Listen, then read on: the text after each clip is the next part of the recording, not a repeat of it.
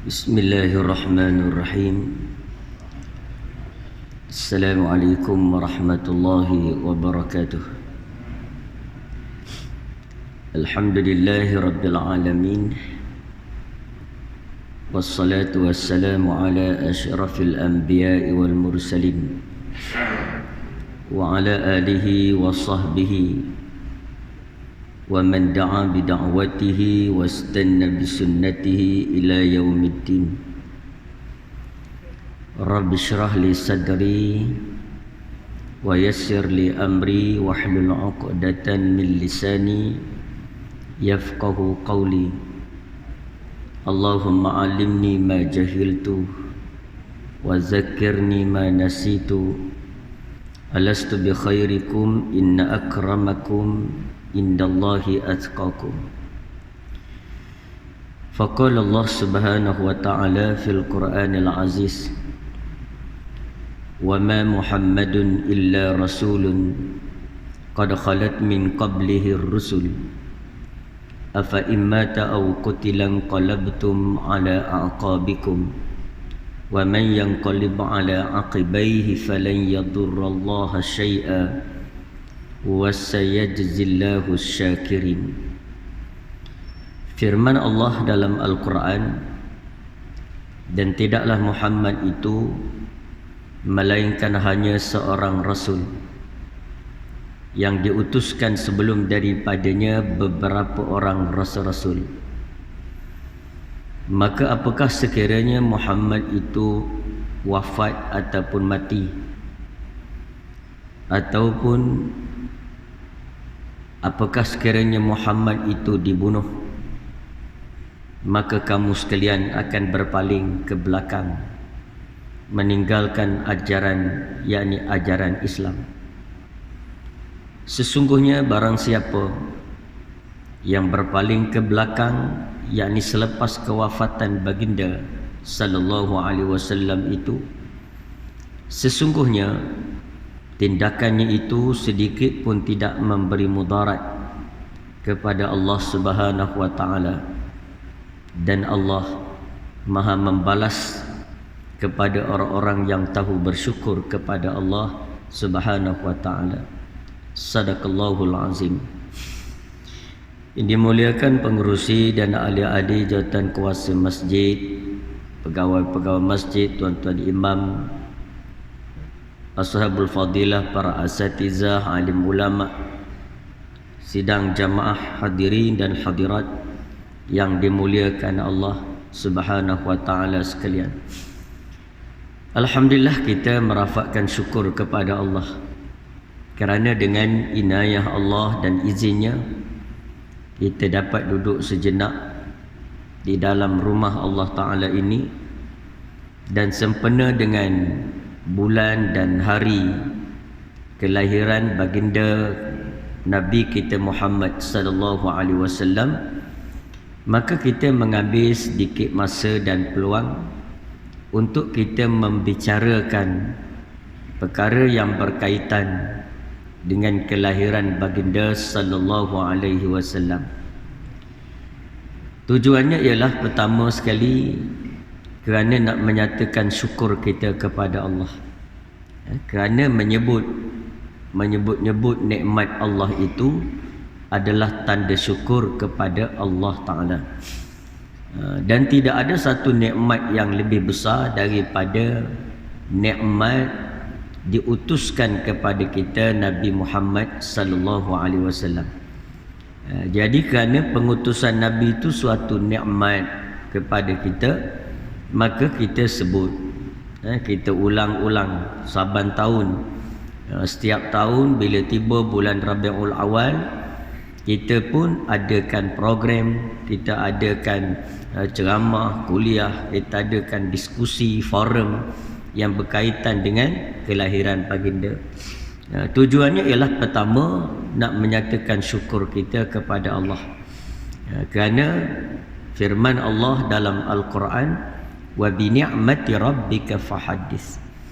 Dengan nikmat yang Allah berikan kepada kamu itu, maka kamu sebut-sebutlah, kamu ulang-ulang, kamu ungkap-ungkap, dan kamu kamu sebut-sebut akan ceritanya, kisahnya, supaya lahir rasa syukur kepada Allah Ta'ala.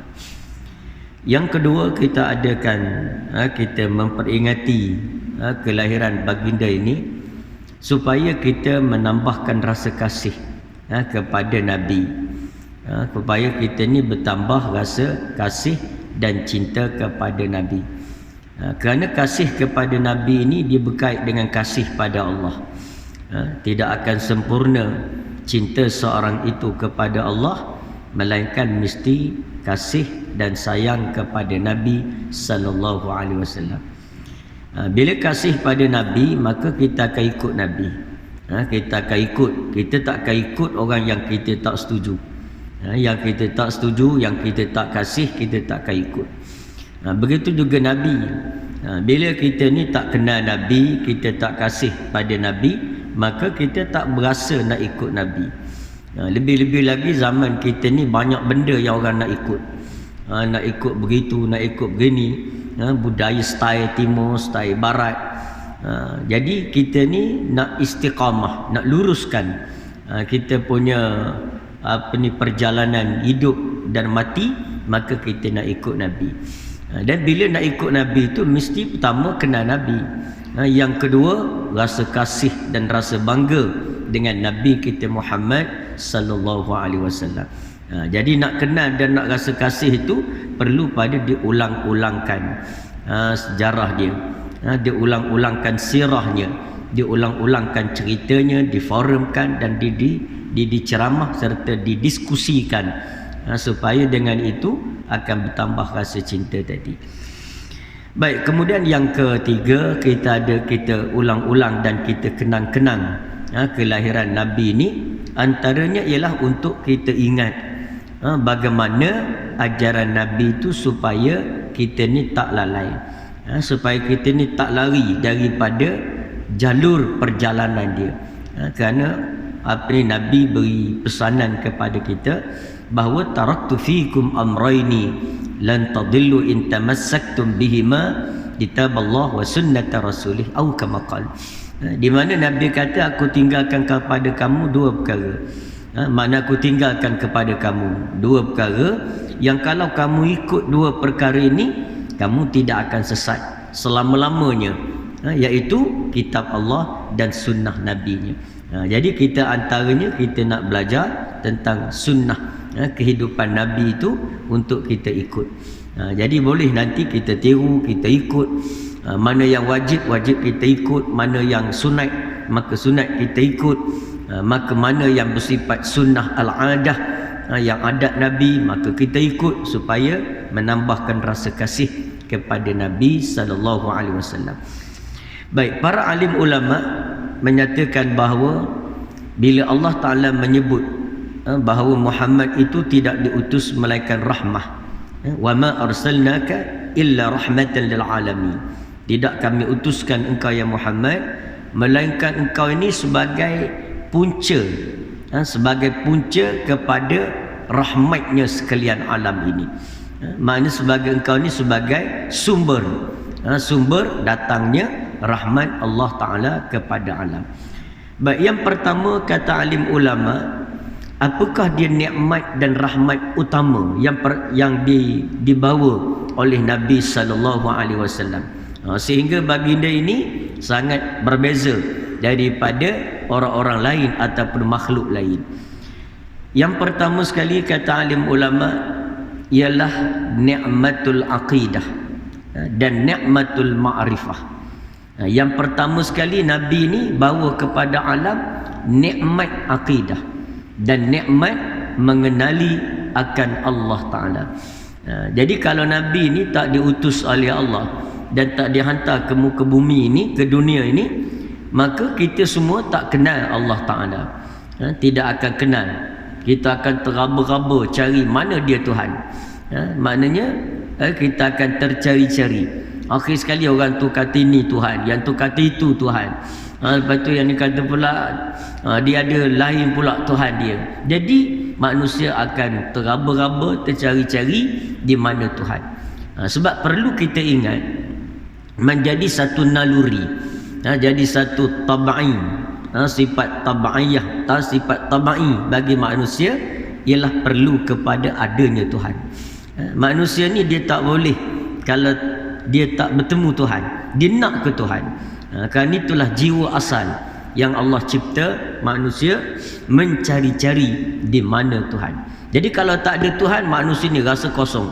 Dia tak ada tempat nak bergantung, dia tak ada tempat nak tenang, dia tak ada tempat nak minta tolong, tempat nak mengadu, tidak ada.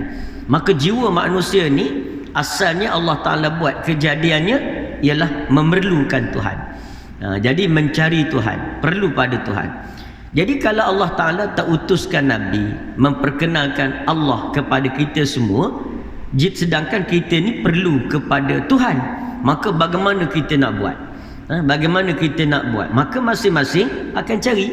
Itu yang berlaku. Yang tak bertemu dengan Nabi ataupun tak bertemu dengan ajaran Islam, maka mereka reka agama. Reka tu kerana memenuhi tuntutan naluri mereka, tuntutan mereka. Sebab tu kita tengok mana-mana pun orang asli ke orang orang asli di dunia ni, sama ada di Australia, di Amerika, di Afrika, di Brazil, di mana tempat saja, mereka ni akan cipta Tuhan-Tuhan mereka. Kenapa mereka cipta Tuhan? Kerana pertama, kerana mereka nak memenuhi naluri mereka itu, keinginan dalaman ataupun dipanggil keimanan, keinginan tabai yang ada pada manusia.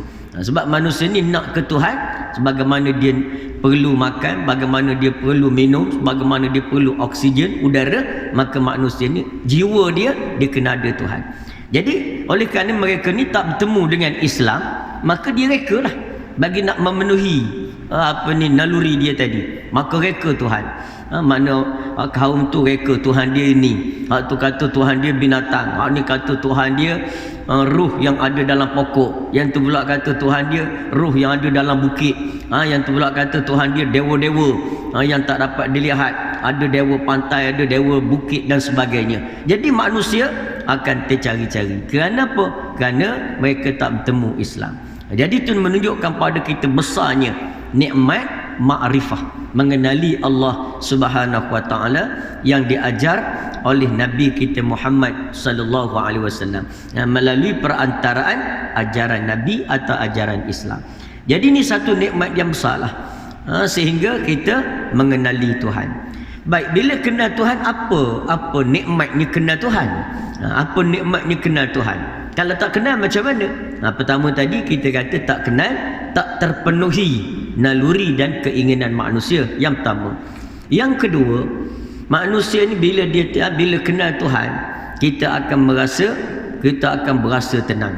Ini di antara perkara pokok. Perkara pokok. Bila kita kenal Tuhan, kita kenal Allah, bila Allah ada dalam pengenalan kita, Allah ada dalam jiwa kita, maka kita akan merasa sangat tenang.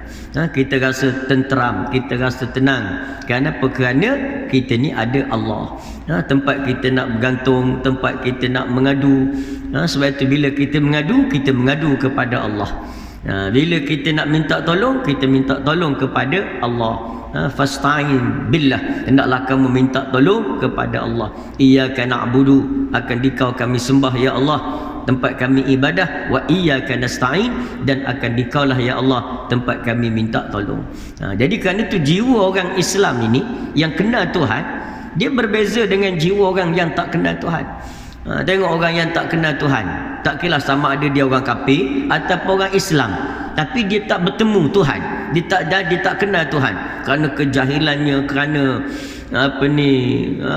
kerana dia tak tahu, tak belajar tentang mengenal Tuhan, maka kita tengok jiwa mereka resah. Jiwa mereka ni resah. Maka ketika itu akan wujudlah Tuhan-Tuhan dalam diri mereka secara mereka tidak sedar. Akan wujud Tuhan-Tuhan yang lain daripada Allah dalam diri mereka secara mereka tidak sedar. Mana wujud Tuhan-Tuhan lain? Kadang-kadang tu nafsu dia sebagai Tuhan. Kita tengok ada manusia yang membesarkan keinginan nafsu dia. Nafsu lah, mana dia layan nafsu dia, sampai sampai mementingkan diri sendiri, sampai mementingkan diri sendiri, tidak melayan urusan dan kehendak orang lain. Jadi kenapa? Kerana dia ada Tuhan lain yang dia taat, yang dia patuh selain daripada Allah Ta'ala. Ada yang jadikan dunia sebagai Tuhan. Siang malam pagi petang hidup dia kerana dunia. Kerana dunia lah hidup dia. Makna dunia tu makna cari makan, nak selesa, nak tenang, nak mewah hidup. Jadi dia akan melayan dunia dia. Orang Islam yang kenal Allah, dia layan kehendak Allah. Tapi manusia yang tak kenal Allah, dia bertuhankan dunia, dia layan kehendak dunia. Jadi dunia tu sebagai Tuhan dia. Cuma dia tak perasan dia sembah Tuhan. Dalilnya mana? Dalilnya bila kepentingan dunia bertembung dengan kepentingan, dengan suruhan Allah, Allah Ta'ala larang. Katalah Allah Ta'ala larang. Tapi dunia dia kata okey, dia nak pada benda yang dunia tadi, yang dia setuju dengan dunia, dia akan tinggalkan Allah. Dia akan tinggalkan Allah, dia akan belakangkan Allah. Kenapa? Kerana dia lebih taat kepada dunia yang dia sembah. Ini makna wujud manusia ni, wujud syirik-syirik yang khafi, yang tersembunyi dalam diri manusia. Dia jadikan diri dia, nafsu dia Tuhan. Dia jadikan manusia sebagai Tuhan. Itu yang sembah manusia ramai. Secara mereka tak sedar. Sebab tu ketika Nabi SAW ada dah baca kepada seorang sahabat yang kemudiannya masuk Islam. Ada baca kepada Adi At-Ta'in, apa nama Adi ni, baca kepada dia. Masa tu dia Yahudi. Nabi baca ayat Allah, ittakhazu ahbarahum wa ruhbanahum arbaban min dunillah. Allah Ta'ala kata orang Yahudi, orang Nasrani tu, dia mengambil pendeta-pendeta dia, sami-sami dia ambil padri-padri dia sebagai Tuhan-Tuhan yang lain selain daripada Allah. Lalu Adi ni bangun, dia bantah Nabi. Dia kata ya Muhammad, maksud tu dia tak masuk Islam lagi. Dia kata, ya Muhammad, aku dapati tak ada pun orang Yahudi sembah pendeta dia. Aku ni lama dah, aku orang Yahudi, aku tahu ajaran Yahudi. Tak ada pun orang Yahudi sembah Tuhan, sembah padri dia, sembah pendeta dia, tak ada pun. Lalu Nabi SAW berkata, wahai Adi, bukankah apabila Allah mengatakan haram dalam Al-Quran, tapi padri pendeta mengatakan halal, bukankah orang-orang Yahudi mendengar kata-kata pendeta lebih daripada kata-kata Allah? Bukankah mereka taat pada pendeta lebih daripada Allah, hingga mereka ubah kitab-kitab Allah supaya sesuai dengan kehendak dan pandangan pendeta-pendeta mereka? Itu tandanya mereka menyembah pendeta-pendeta mereka. Ini makna secara tak sedar. Jadi begitulah kita manusia, sembah manusia secara kita tidak sedar. Sedangkan Nabi datang ajar kita ni ada Allah. Allah tu apa? Allah tu bukan setakat disembah ketika sujud dalam salat, bukan sekadar kita sembah ketika kita mendirikan semayang, tapi Allah itu Tuhan tempat pergantungan kita, Tuhan tempat kita taat, Tuhan tempat kita patuh. Sebagai seorang Muslim, kita istislam lillah, kita menyerah diri kepada Allah Ta'ala, sami'na wa ata'na. Tapi tanpa kita sedar tadi, ada ramai orang jadikan dunia sebagai Tuhan. Ramai jadi dunia, dia taat pada Tuhan dia. Oleh kerana nak kepada dunia, walaupun Allah kata haram, apa dia kisah haram tak haram. Batu berlakunya makan rasuah lah, berlakunya pecah amanah, berlakunya penipuan. Zaman kita sekarang scammer tak scammernya, tipu orang sana tipu orang sini. Kerana apa? Manusia sudah hilang Allah dalam diri dia. Dia tak ada Tuhan, dia tak ada Allah. Yang ada cuma Tuhan-Tuhan baru yang dinamakan dunia. Ini makna betapa dunia ni huru-hara bila manusia tidak kenal Tuhan. Jadi kalau kenal Tuhan, rahmatan lil alamin. Kenal Allah itu sebahagian daripada rahmat kepada sekalian alam. Walahu aslama man fis samawati wal ard tau'an wa karhan wa ilaihi yurja'un. Kepada Allah lah tunduk dan Islamnya segala makhluk di bumi dan di langit, sama ada secara terpaksa atau secara sukarela, dan semuanya akan kembali kepada Allah. Ini makna ajaran Islam yang Nabi bawa. Rahmat yang pertama, iaitu rahmatul aqid, nikmatul aqidah dan nikmatul ma'rifah. Jadi kita kenal Allah. Kat lain hidup orang kenal Allah, dia tenang, dia tak kecoh supaya orang lain, dia ada panduan. Walaupun nafsu nak tapi Tuhan kata haram, tak boleh. Walaupun dunia tu penting. Kalau tanya dunia, kalau kita tanya mengapa orang boleh para wali, para alim ulama, orang-orang yang soleh, dia tak nak kepada kepentingan dunia. Bukan tak nak, semua manusia nak. Makan rasuah bukan payah. Ulama pandai kalau nak makan rasuah. Makan rasuah ni tak perlu belajar, tak perlu kursus, tak perlu pergi kursus. Nak makan rasuah, nak pecah amanah, nak menipu orang, tak payah kursus, tak payah bentang buat kertas kerja. Cara-cara makan rasuah tak payah. Manusia reti sendiri benda tu. Jadi alim ulama, orang-orang soleh pandai. Tapi mengapa mereka tak makan rasuah? Kenapa mereka tak pecah amanah? Kerana mereka ada Allah. Kan ada manusia yang ada Allah ini ada harga diri. Dia ada pendirian. Tak boleh disuap tak tentu pasal. Dia ada hak memilih, dia ada ilmu memilih mana halal, mana tidak halal, mana dosa, mana pahala, mana syurga, mana neraka. Yang tak reti memilih tu tak ada harga diri. Manusia tak ada harga diri. Maknanya tak reti nak memilih. Tak pandai nak pilih macam mana. Tak ada ilmu satu, tak ada harga diri. Lepas tu kalau boleh dibayar pula, boleh dibayar pula diri dia, itu memang dilelong terus. Bukan tak ada harga, lelong terus. Ini manusia, dia mesti ada harga diri. Harga diri manusia itu ialah dengan mengenali Allah Subhanahu Wa Taala. Kita tahu mana halal, bukan tak nak buat benda haram, bukan tak nak makan rasuah, nak pula kalau kita ada kuasa. Lepas tu kita ada peluang pula. Sebab bila ada kuasa makna ada peluang. Dan macam-macam kita boleh buat. Dengan kuasa tadi, sekadar nak kompor dunia boleh.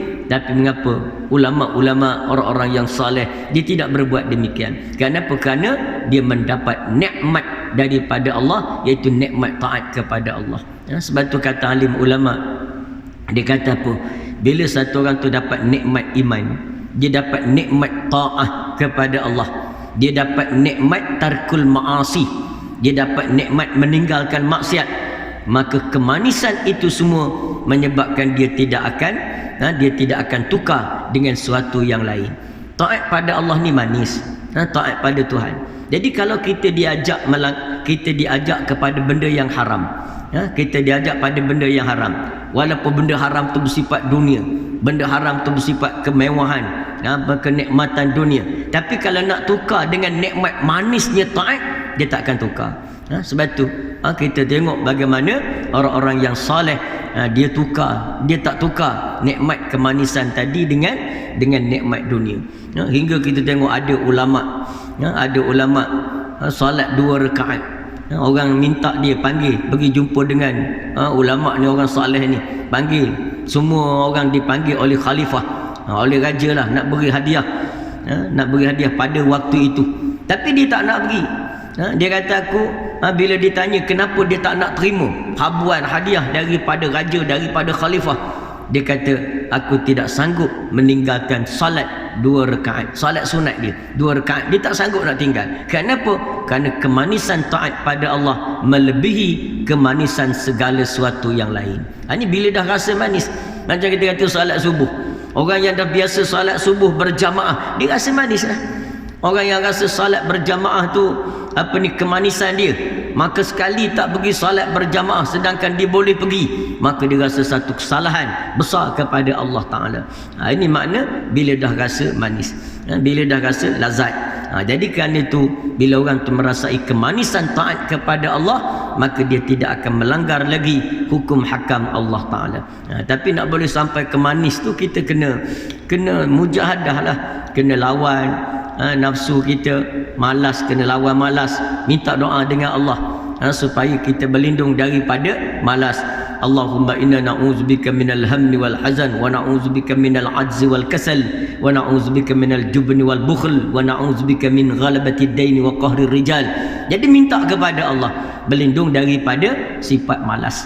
Sifat malas ni dipayah nak berubat. Bagi jumpa doktor pun doktor tak pandai nak rawat. Kita mengadu kat doktor, doktor saya ni nak minta rawatan, saya ada penyakit malas sikit. Doktor kata minta maaf, saya pun malas juga. Jadi maknanya kita tak boleh nak rawat melainkan dengan mujahadah, lawan nafsu kita, nafsu kita, walaupun rasa malas, rasa sebagainya, maka kita taat kepada Allah Ta'ala. Jadi insya-Allah dengan itu kita mendapat nikmat mengenali Allah tadi. Jadi nikmat kenal Allah ni, masya-Allah, manusia sanggup berkorban untuk Allah. Manusia rasa tenang bila bersama dengan Allah Subhanahu Wa Ta'ala.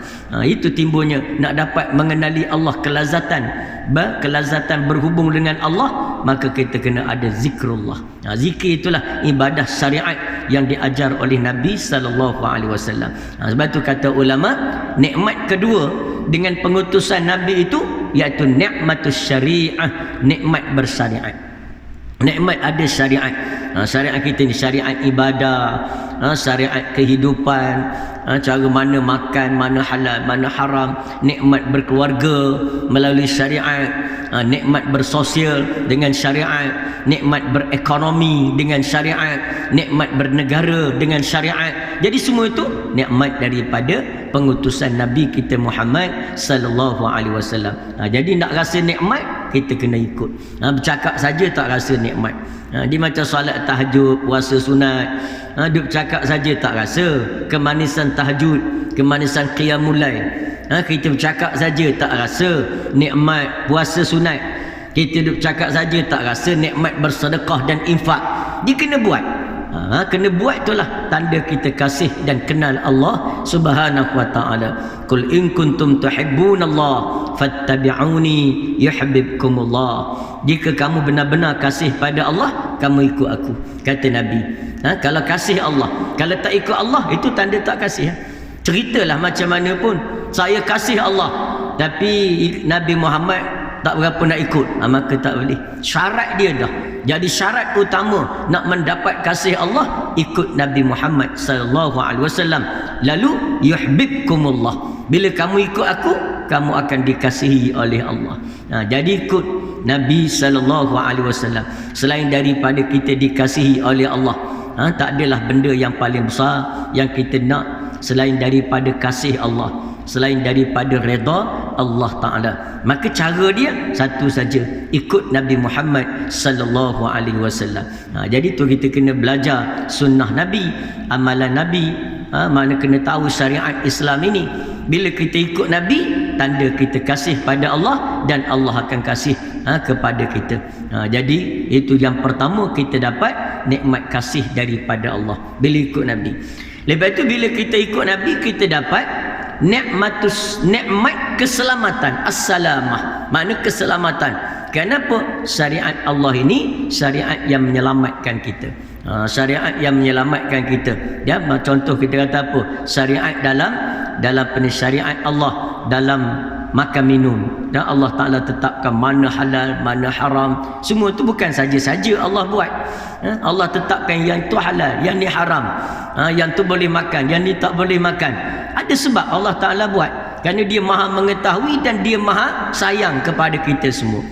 Dia sayang kepada kita. Lalu Allah Ta'ala menetapkan hukum. Antaranya ada makanan boleh dimakan, ada yang tak boleh dimakan. Itu semua ketetapan Allah. Iaitu al-halalu bayyinun wal haramu bayyinun wa ma bainahuma umurun mushtabihatun la ya'lamuhunna katsirun minan nas. Yang halal dah jelas, yang haram pun jelas. Antara halal dengan haram tu ialah perkara yang mushtabihat, yang kesamaran, yang tidak mengetahui akan dia oleh kebanyakan manusia. Jadi benda subhah ni, hukum dia orang ramai tak tahu. Lalu bila tak tahu, macam mana nak buat? Bila berdepan dengan perkara syubhah, maka dia diisyaratkan supaya rujuk pada orang yang tahu. Siapa yang tahu? Al-ulama warasatul anbiya. Kalau zaman Nabi, rujuk Nabi-Nabi. Maka zaman tidak ada Nabi, rujuk para alim ulama. Dalam perkara yang kita tidak tahu. Yang tahu tu tak apalah. Yang kita dah tahu halal. Contoh kita dah tahu haram. Tahu dah babi itu haram. Tak payah pergi tanya dah alim ulama. Mana kita dah jelas haram. Kemudian apa lagi? Yang dah tahu benda tu halal. Tak payah tanya dah. Kambing ni halal ke tak halal makan. Tak payah tanya dah. Yang nak tanya mana? Perkara yang mustabihat, yang kesamaran, yang kita tak tahu. Kena pergi tanya alim ulama. Sebenarnya macam mana hukum gelatin ni? Macam mana hukum makanan yang ekstrak daripada bahan-bahan yang haram, bagaimana hukum gitu, hukum gini, maka kita kena ada alim ulama. Jadi itulah kita bertanya pada mereka supaya kita dapat ikut syariat yang selamat. Jadi tak ada benda yang Allah Ta'ala buat yang katakan hukum dia haram kecuali semua mudarat berlaku pada kita. Semua mudarat dia akan kesan mudarat tu banyak. Contohnya arak tu banyaklah kemudaratan dia. Arak ni banyak kemudaratan dia, daripada benda yang kecil sampai benda yang besar. Arak kan, yang kecil apa? Yang paling kecil ni arak, dia akan menghilangkan maruah. Kalaupun kita tak bila mabuk, bila tak ada akal, maruah hilang. Maruah manusia ni hilang. Jadi cuba kita bayang di mana kehormatan seorang ayah, contohnya dalam rumah. Itu kehormatan bila ayah tu jaga akhlak, jaga adab dia, contohnya anak-anak hormat. Tapi kalau ayah mabuk, ketika mabuk dia boleh jaga akhlak. Ketika mabuk, bila mabuk sangat sampai persambatan jam bogey dan sebagainya, maka di mana tempat anak-anak nak malu, nak hormat? Tak ada. Jadi nak jaga kehormatan diri, maka jaga akal. Maka cara nak jaga akal, jangan hilangkan akal daripada perkara, jangan hilangkan akal daripada kita dengan cara mabuk, dengan cara sebagainya. Maka Islam datang berikan kita hukum arak itu haram, benda yang diharamkan. Jadi di antara yang Allah Ta'ala nak jaga, dan di antaranya arak ni mudarat dia banyaklah. Betul Allah haramkan. Tu kes duk langgar-langgar orang tu, yang langgar pemandu mabuk sebagainya, itu kerana mabuk lah, mana menimbulkan masalah. Tak pernah lagi kita jumpa orang langgar orang kerana mabuk air, mabuk TO. Tak ada lagi. Langgar orang sampai terbalik lori-lori, 3 orang mati langgar begitu kerana mabuk kopi O. Tak ada lagi. Tapi mabuk apa? Mabuk arak. Jadi sebab itu Allah haramkan. Allah Ta'ala haramkan. Jadi sebab itu benda yang Allah Ta'ala haram, kita sebagai orang yang kenal Allah mesti beriktikad benda itu memudaratkan kita. Memudaratkan kita. Penzinaan Allah Ta'ala haram, mendatangkan kemudaratan. Mudarat dari segi kesihatan, penyakit kelamin, kemudaratan dari segi kekeluargaan, meruntuhkan keluarga, institusi keluarga. Dari segi apa lagi? Kemudaratan pada masyarakat, akan melahirkan anak-anak zina yang ramai, akan lagi keruntuhan kepada negara. Negara yang ramai anak zina akan runtuh, negara itu dia akan runtuh. Kenapa? Kerana dia akan melahirkan anak-anak yang tak dikawal, anak-anak yang tidak dididik, anak-anak yang lahir ke muka dunia dengan jiwa yang kosong. Dia tak ada kasih sayang ibu bapa, jiwa dia kosong. Maka kalau seluruh negara ni dipenuhi oleh generasi yang jiwa dia kosong, maka tak ada harga nilai negara itu. Negara itu tak ada nilai. Kalau dia jadi pemimpin negara pun, dijual negara ni ke orang lain. Kerana dia bukan ada kasih sayang apa, dia bukan jiwa dia, bukan ada apa, kosong jiwa dia. Maka dengan kerana itulah Islam daripada awal lagi titik berat soal mengharamkan zina. Az-zaniyatu waz-zani fajlidu kulla wahidin minhuma mi'ata jaldah. Perempuan yang berzina, laki-laki berzina, sabit kesalahan sebat mereka dengan 100 sebatan. Jadi maknanya itu dia Islam, syariat dia. Dari segi makan minum, benda yang Allah Ta'ala haram. Macam kita ni lah, hari ni kita menghadapi wabak COVID contohnya. Puncanya katanya daripada kelawar, asalnya asal dia. Makna punca daripada kelawar. Allah Ta'ala dah betul dalam semua mazhab, tak ada mazhab yang kata kelawar ni halal dia makan. Tak ada mazhab kata. Benda lain tu adalah ikhtilaf ulama, yang kata halal, yang kata haram. Tapi kelawar ni tak ada. Mazhab ulama, mazhab al-mazahibul arba'ah yang kata dia halal. Kenapa? Kerana dia banyak kemudaratan dalam tubuh dia tu, banyak berbagai-bagai sumber bakteria yang Allah Ta'ala cipta dia dalam tubuh dia. Kita kata dah, kenapa kelawar tak kena COVID? Kita kena. Kelawar dia tinggi daya imun diri dia tu. Memang Allah Ta'ala buat dia untuk bakteria-bakteria tadi yang tahan dengan dia. Macam kita kata kencing tikus lah. Kita manusia tak tahan dengan kencing tikus. Berapa ramai dah mati kerana kencing tikus. Tapi kucing tak ada hal pun, bukan kencing tikus, dengan tikus-tikus dia makan, tak ada apa kucing. Itu mana Allah Ta'ala buat. Tapi manusia tak boleh. Manusia dia Jadi Allah Ta'ala buat macam mana? Allah pertama, Allah kata kelawar tu haram. Yang kedua, Allah Ta'ala letak dia jauh dengan orang. Kelawar ni duduk jauh dengan kita, duduk dalam hutan. Hutan tu pula ada gua, duduk dalam gua. Makna kalau kita masuk dalam hutan tak bertemu lagi kelawar. Kena masuk dalam gua tu, kacau dia, baru bertemu dengan kelawar. Jadi Allah letak dia jauh dengan kita. Yang ketiga, Allah jadikan shift kita dengan dia tu berbeza. Kita tidur malam, dia keluar cari makan. Kita bangun siang, dia balik dalam gua. Jadi kira-kiranya tak bertemu kita dengan dia. Tapi kerana manusia ni langgar syariat Allah, negara gairah, nak makan segala benda kira-kira sebagai makanan eksotik lah, pelik, maka manusia masuk dalam hutan, seroboh gunung, cari. Elok-elok Allah Ta'ala letak kelawar jauh, dia pergi cari kelawar. Siap dengan macam-macam. Ada sup kelawar, ada sweet sour, ada 3 rasa kelawar, macam-macam berlaku. Maka dunia sedang susah kerana seekor kelawar je. Kerana spesies kelawar saja dunia sudah menjadi susah. Kenapa? Manusia langgar syariat Allah. Sebab itulah orang yang bukan Islam, kalau dia nak selamat soal makan minum ni, dia kena tanya orang Islam. Sebab Allah Ta'ala sebut, ya ayyuhan nasu kulu mimma fil ardi halalan tayyiban. Wahai manusia, makanlah kamu apa yang halal dan baik di muka bumi. Allah Ta'ala khitab pada apa? Allah kata wahai manusia. Manusia itu ada kafir, ada Islam. Makna Allah Ta'ala nak beritahu juga kepada manusia hak kafir, kamu kalau nak selamat kena makan perkara yang halal dan perkara yang baik. Kalau kamu nak selamat wahai manusia, dia kafir itu kafir lah. Tapi kalau kafir itu nak selamat, dia kena makan benda yang halal. Dah nak tahu macam mana halal, nak tahu tanya orang Islam lah. Tanya orang Islam yang dia ada Quran, ada hadis. Maka itu nak menunjukkan bahawa dunia akan selamat apabila ikut syariat Allah Ta'ala. Ikut syariat Allah. Betul, setiap benda yang Allah Ta'ala larang tu, kalau kita langgar dia, memang mudarat kepada kita. Allah kata tutup aurat. Wahai perempuan, tutup aurat. Wanita wajib tutup aurat. Lelaki hendaklah menundukkan pandangan. Makna walaupun perempuan tu dah tutup aurat, jangan duk lia-lia lagi, jangan duk tengok-tengok lagi. Maknanya dengan kerjasama dua pihak. Yang perempuannya Allah Ta'ala ajar tutup aurat, yang laki-laki jaga pandangan, maka dengan harapan selamat daripada perkara mungkar dan maksiat yang berkait dengan penzinaan dan sebagainya. Jadi ini nikmat yang dibawa oleh Nabi kita Muhammad sallallahu alaihi wasallam. Dan kita selalu sebut, dah sebut di mana, cuba kita bayang kalau Nabi itu tidak ada. Cuba bayang kalau Nabi tidak ada, Allah Ta'ala tak utus Nabi. Agak-agak kita hari ni jadi apa agak-agaknya? Kalau Allah tidak utuskan Nabi. Jadi kita sekarang dapat nikmat ibadah, nikmat ketenangan, seronok kita pergi surau masjid. Kenapa? Kerana ada Nabi. Bila tak ada Nabi, tak ada Islam. Bila tak ada Islam, tak ada syariat. Bila tak ada syariat, tak ada salat subuh kita tadi. Subuh tak ada, asar tak ada, maghrib tak ada. Mana tak ada syariat, tak ada hukum wajib haram. Masjid tak ada. Ada masjid kerana ada solat. Dah solat pun tak ada masjid. Jadi kita hidup sebagaimana? Bagaimana binatang hidup, begitulah kita hidup. Hidup sekadar nak cari makan begitu. Makna meraya sana, meraya sini. Waktu ni subuh tak ada kuliah subuh. Hari cuti pula, mesti bangun tengah hari lah kita.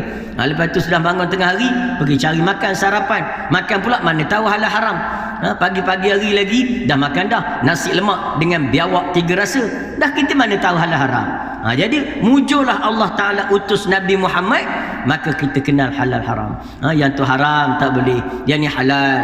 Itu penzinaan tak boleh, dedah aurah tak boleh. Kita dalam rumah tangga ada halal dan haram, ada peraturan rumah tangga, ada hak suami yang isteri perlu penuhi, ada hak isteri yang suami perlu penuhi, ada hak anak-anak yang perlu ibu bapa penuhi. Kan itu sistem kehidupan yang cantik yang diajar oleh Allah melalui Nabi kita Muhammad sallallahu alaihi wasallam. Maka semua alam merasa nikmat dengan nikmat syariat ini. Makna bila syariat Allah dijalankan, maka alam ini menjadi tenang. Jadi tenang semua alam. yang berlaku huru-hara kita sekarang ni, sama ada gempa bumi, bencana alam, penyakit, benda semua ni ialah kerana manusia buat dosa kepada Allah. Zaharal fasadu fil barri wal bahri bima kasabat aydin nas. Telah zahirlah, telah nyatalah kerosakan di lautan, kerosakan di daratan disebabkan oleh tangan-tangan manusia. Tangan-tangan tu maknanya kerja buat manusia yang melanggar syariat Allah, yang berdosa dan bermaksiat kepada Allah. Ini yang berlaku sekarang. Berlaku huru-hara di seluruh dunia kita sekarang. Mana dengan bencana alam, dengan wabak. Wabak pun nampak macam tak berapa nak turun. Daripada angka yang ada makin meningkat lagi. Ketika PKP mula-mula awal itu, kita rasa tinggi dah angka 177 kes baru satu hari. Sepanjang PKP selama 3 bulan tu, angka yang tertinggi dicatat ialah 177. Kita kata bahayanya sampai 177 kes hari masa tu. Tiba-tiba sekarang naik baru ni sampai 1240. 1240 kes baru. Ini mana? Menandakan apa? Menandakan jangan main-main dengan Allah. Kembali kepada Allah, taat kepada Allah, cintai Allah, kasihi Allah. Bila kita kasih pada Allah, takdirnya kita pertama sekali Allah selamatkan kita. Takdirnya kalau Allah matikan kita, mati dalam taat. Jadi sebab itu tak ada rugi pun kita taat kepada Allah, kerana syariat Allah itu ialah untuk menyelamatkan kita. Jadi balik pada syariat Allah. Dunia dah meninggalkan Islam ni terlalu jauh. Selepas keruntuhan kerajaan Khilafah Uthmaniyah tahun 1924 hari itu, maka sampai hari ini tidak ada daulah Islam yang menaungi umat Islam, sehingga umat Islam boleh diperlakukan apa saja. Tengoklah dalam kes terbaru di Perancis, bagaimana Nabi Muhammad boleh dicela begitu, mana dihina. Maknanya nak menunjukkan bagaimana jiwa orang kafir ni dia tak pernah lunak dalam memerangi Islam. Sebenarnya perang salib tidak pernah berakhir. Perang salib ni tak pernah berakhir. Dia berterusan, sama ada secara besar-besaran ataupun secara kecilan. Dalam diri orang kafir, dia tak pernah redha dengan Islam. Walan tarda ankal yahudu walan nasara hatta tattabi'a millatahum. Yahudi dan Nasara tidak akan pernah redha kepada kamu. Allah guna kalimat lan. Walan tarda, bukan walam. Walan tarda. Lan dengan makna penafian yang abada, penafian yang selama-lamanya. Makna selama-lamanya orang kafir tidak akan, Yahudi Nasara tidak akan setuju dengan kamu. Wahai orang Islam. Lepas orang Islam ni dia berbaik dengan orang kafir. Islam suruh kita baik dengan orang kafir. Kita baiklah kafir zimmi yang tak memerangi kita, nak ajak mereka pada Islam, ajak mereka kepada dakwah dan sebagainya. Tapi dalam masa yang sama kena beringat, kena ada hazar. Kerana dalam perut mereka, dalam hati mereka tidak pernah padam perasaan permusuhan kepada Islam. Boleh jadi dia lunak kerana dia belum ada peluang. Tapi bila dia ada peluang, dia ada kuasa, maka dia akan menindas Islam. Belum ada kuasanya, okey, dia cakap kami akan jaga kepentingan Islam, kami akan jaga kepentingan Melayu dan hak institusi raja-raja Melayu. Yelah, belum kuasa. Bila dapat kuasa, satu persatu dia hakis. Kerana jiwa orang kafir dia tak pernah padam kebencian dia, dendam dia ataupun kemarahan dia kepada Islam. Jadi kita orang Islam ni jangan bodoh lah. Jangan, makna kena cerdik. Cerdiknya mana? Ketika dia berbaik, kita berbaik seadanya. Fa in janahu lisalmi fajnah laha wa tawakkal 'ala Allah. Bila mereka cenderung pada perdamaian, kamu cenderunglah pada perdamaian. Tapi cenderung tu jangan sebulat-bulatnya jiwa kamu. Kena ada apa? Fatawakkal 'ala Allah. Mana berwaspada, bertawakal kepada Allah, sambil-sambil beringat, sambil-sambil berwaspada. Ini Islam dia ajar kita. Dia ajar kita. Maknanya itu dia Islam. Jadi sekarang orang kafir dia musuhi Islam. Tengok berlaku rantaian penghinaan kepada Nabi. Lepas pada Belanda, Denmark, lepas Denmark, Perancis. Sebenarnya itulah agenda dunia kafir ni. Dunia barat itu agenda dia. Mana dia rancang silih berganti. Mana bila Perancis, bila berlaku Perancis menghina Nabi Muhammad, maka orang Amerika buat-buatlah, kerajaan mereka buat-buatlah marah ke Perancis. Sebenarnya dia bincang dah. Dia dah bincang dah sama kafir dia. Makna mengancam, cuba menggugat kekuatan umat Islam. Jadi sebab itu dia buat. Bila pemuda kita, seorang pemuda Islam daripada Chengja, bunuh cikgu dia, guru dia, lecturer dia ni yang hina Nabi Muhammad. maka orang yang bertindak itu dianggap pula pengganas. Ini dunia. Batu kita sekarang jangan percaya dengan definasi dunia ni. Definasi yang dibuat oleh PBB ni tak boleh percaya. Dia sebut ini negara pengganas, pasukan pengganas telah pun menyerang bahagian utara kota Syria. Itu kena beringat dulu, jangan duk terima bulat-bulat dulu. Pengganas tu siapa tak tahu tu. Makna yang disebut oleh golongan barat. Jadi kerana tu sekarang Perdana Menteri Presiden Perancis, Presiden Perancis, dia kata apa? Dia kata itulah dia ekstremis. Pemuda tu ekstremis. Ada pun lecturer tu orang yang menghargai perbezaan pandangan dan orang yang menghargai hak-hak kemanusiaan. Tengok mana betul dia, salah kita, padahal dia yang buat provokasi. Ini dia, ingat, orang kafir tidak akan pernah redha dengan Islam. Jadi kita sebagai orang Islam kena ada rasa kasih kepada Islam. Jangan, alhamdulillah, dulu ada seorang tentera, dia ni bukan pangkat jeneral apa, tentera biasa, dalam satu perbarisan di Pakistan. Dalam satu perbarisan Pakistan, tiba-tiba seorang pimpinan parti sekular Pakistan, pimpinan kerajaan Pakistan lah, menghina Nabi kita Muhammad, hina Nabi, lalu ditembak. Masa perhimpunan ketenteraan, acara apa tak ingat dah acara dia, tuan-tuan boleh tengok balik dalam YouTube. Dia tembak pemimpin negara tadi. Lalu bila dia tembak, maka dia pun ditembak oleh negara dia. Tentera lain tembak dia. Lalu bila tembak, dia ni tentera biasa, orang tak pernah kenal.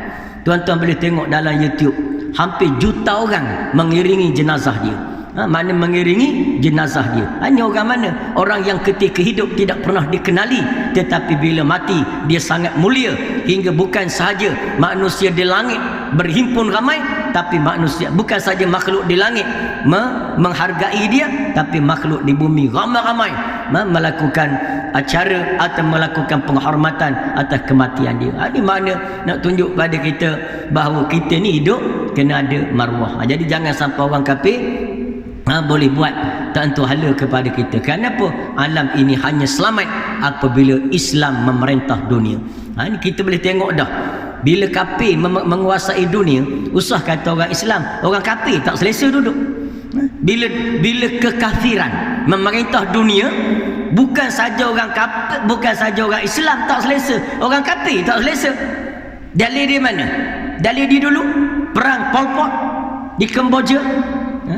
Setiausaha parti Kemerush, Pol Pot, bila dia naik jadi pemimpin, parti komunis menguasai Cambodia. Dibunuh orang Islam saja ke? 2 juta rakyat dia dibunuh. Orang Islam saja dibunuh? Tak. Orang kafir pun dibunuh. Hak kafir tadi. Walau hak komunis tu kafir. Lepas tu dibunuh apa? Dibunuh kafir Hindu, kafir Buddha, kafir hak tak ada agama.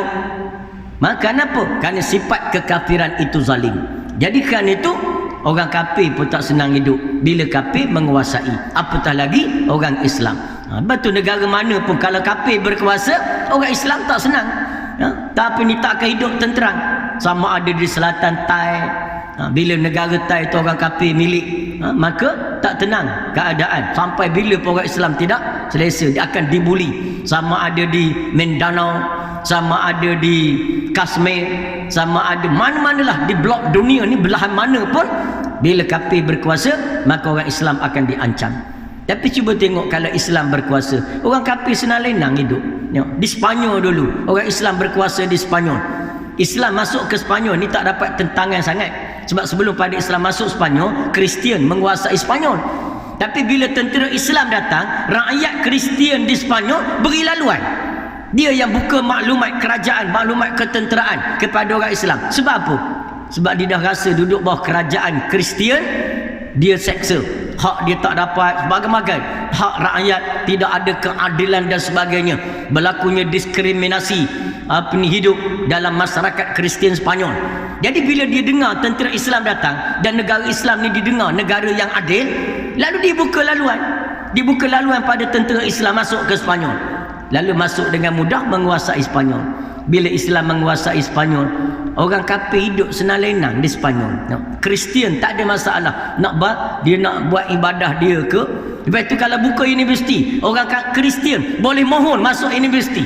Universiti Islam yang bersebar di seluruh Spanyol, sama ada di Granada ke, di Valencia ke, di Shatila ke. Ini di antara pusat-pusat ilmu yang ada di Spanyol zaman Islam. Orang kafir masuk. Sehingga bukan saja kafir yang ada dalam Spanyol, kafir yang luar tu datang ke Spanyol belajar dengan orang Islam. Jadi itu keadilan Islam. Ketika Islam menguasai Spanyol, orang kafir tenang hidup. Tapi bila Kristian naik balik di Spanyol, maka orang Islam dihalau, dibunuh sampai ramai yang lari pergi ke pelarian pergi ke Mesir dan sebagainya. Ini menunjukkan pada kita dunia ini perlu dikembalikan kepada Islam. Selain pada Islam tak payah banyak ceritalah. Dia belum ada sejarah keadilan selain daripada Islam. Lain pada Islam belum ada rekod keadilan dia, belum ada. Islam itulah keadilan. Sebab itulah kalau nak cerita basmi rasuah, nak sebuah kehidupan yang tak ada rasuah, tak ada penyelewengan, tak ada pecah amanah, tak ada penipuan, tiba-tiba tidak berdasarkan pada Islam, tak payah cakaplah, bohong. Orang panggil sembang kari saja tu. Jadi kena balik apa? Balik pada Islam. Insya-Allah dengan Islam dan nikmatul syariah daripada pengutusan Nabi, manusia akan merasai keindahan dan kebaikan dia. Jadi insya-Allah itulah dua perkara yang dapat kita simpul daripada program kita pagi ni, ialah pengutusan Nabi Muhammad itu ialah nikmatul aqidah wal ma'rifah, nikmat akidah dan pengenalan manusia terhadap Allah. Yang kedua ialah nikmatul syariah, nikmat syariat. Jadi kan itulah kita perlu ajak ramai-ramai orang Islam ni balik pada syariat, maka kita akan tenteram. Dalam usah kata sebuah kampung, sebuah rumah pun kalau tak semua balik pada Islam, dia jadi susah juga. Suami nak ke Islam tapi mak tak nak, anak nak tapi bapa tak nak, dia tak akan tenteram rumah tangga tu. Jadi kita semua kena paut manusia balik kepada Islam. Ud'u ila sabili rabbika bil hikmah wal mau'izatil hasanah wajadilhum billati hiya hasan. Serulah kamu pada jalan Tuhan kamu dengan hikmah, dengan nasihat yang baik, dan dengan perdebatan ataupun dengan perbahasan yang lebih baik. Kerana Islam itu agama perdamaian. Jadi sebab itu kita sebarkan perdamaian, keamanan berteraskan kepada Islam. Jadi agama kasih sayang, maka ajak balik kepada Islam, insya-Allah kita akan selamat dunia dan akhirat. Jadi sekadar itulah untuk sedikit selingan kita pada pagi ni sepanjang bulan Maulidir Rasul ni. Kita mungkin banyak lagi program. Jadi sepanjang Maulidir Rasul ni banyak-banyakkan kita ingat kepada Nabi sallallahu alaihi wasallam. Walaupun mungkin adalah ikhtilaf, perbezaan pendapat ulama yang kata lahir Nabi ni bukan 12 Rabiul Awal, ada kata begitu, ada kata begini, tapi kita ambillah hak jumhur kata, ulama ramai kata ialah pada 12 Rabiul Awal lahirnya Nabi kita Muhammad. Maka kita syukur banyak-banyak kepada Allah, selawat banyak-banyak kepada Nabi sallallahu alaihi wasallam. Maka insya-Allah mudah-mudahan kita mendapat syafaah Nabi, syafaatul kubra di hari akhirat nanti. Sekadar itu saja, wallahu alam. Aqulu qali hadza wa astaghfirullahal azim li wa lakum. Wassalamu alaikum warahmatullahi wabarakatuh.